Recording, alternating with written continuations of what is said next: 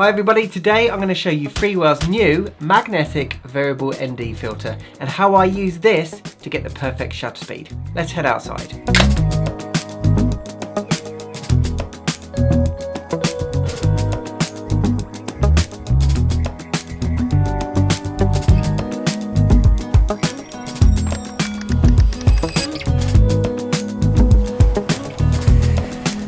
Now I have returned to Osea to photograph these beach huts, these floating beach huts. Made a separate video about that, which I'll put a link to up here.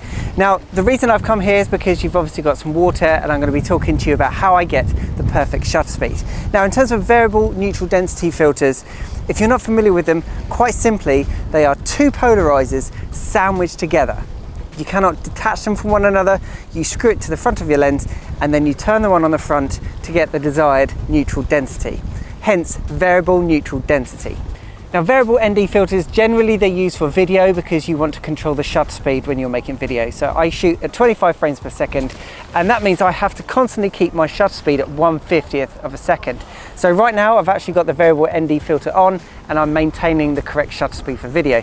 But of course you can also use these filters for photography. Now, the problem with these old school variable ND filters is that you can continuously turn it and there's nothing stopping you from pushing it too far. If I push it too far, you'll see it goes completely black and your image will have a very, very strong black X across your image. Now, to avoid that, modern filter systems have hard stops on them. So the two previous Freewell filter systems that I've reviewed have hard stops on them. Therefore, it's not just completely open-ended and you can turn it as much as like this. They will have fixed stops, say 1 to 5 stops and 6 to 9 stops. Now, at the moment, I'm using the filter on the front of this camera to control my shutter speed. So I can turn it like so. And I'm never at risk of getting the black cross because it stops before it becomes too much. And the reason I'm back here to photograph these beach huts is I want to show you exactly why this filter is completely different to everything else I've ever used before. Now, when I tell you this, you're going to wonder why this hasn't been the case throughout all of time, but if you get a traditional variable ND filter, you screw it onto the front of your lens and the point that you stop turning it is the point when the thread becomes tight.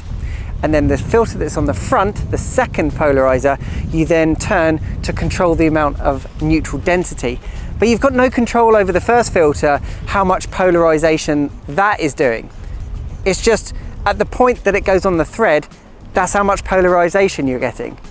So you've got no control over the polarization in this system at all. But then Freewell have done this. So at the moment I'm shooting with the Freewell variable ND filter system and that is on 4.5 stops and my camera says that that is correctly exposed. And if this was a traditional screw-in variable ND, then I've got no control over the polarization. But because the Freewell system is different, I can loosen the bolts on the side and I can turn the entire system, therefore changing the amount of polarization. If you take a look at the water, that's maximum glare, and then I turn the polarizer and you can see all of a sudden I can see through the reflections. So now, because this system is different to everything else, I've got separate control over the polarization and separate control over the exposure.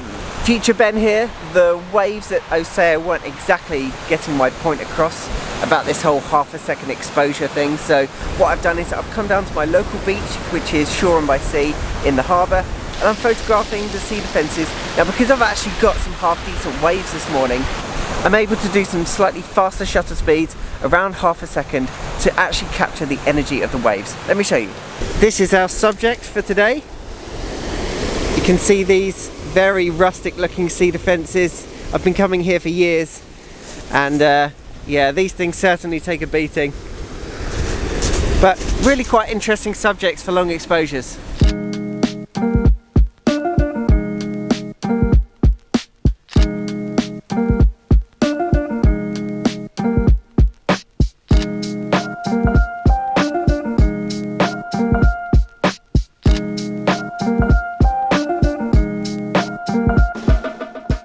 Like all of Freewell's filters, this system boasts no colour cast. To put this to the test, on the left we have the scene with no filters using a custom white balance, and on the right the same scene, same custom white balance, but now I've added the filter set to 3 stops, and I've also increased the ISO to compensate.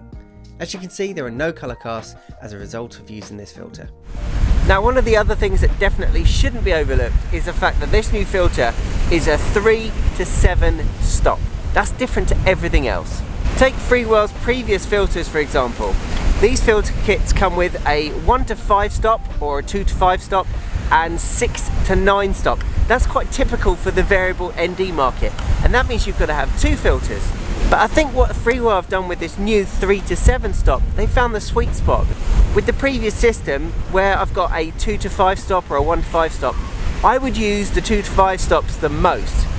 But if you were to go out on a sunny day and try and shoot, say, a F2.8 or F1.8, you would then need the second filter, which is, say, 6 to 9 stops. So having a 3 to 7 stop filter, that's the sweet spot. That is a really smart move. Well done, Freewell. All right, back to the younger me and Osea.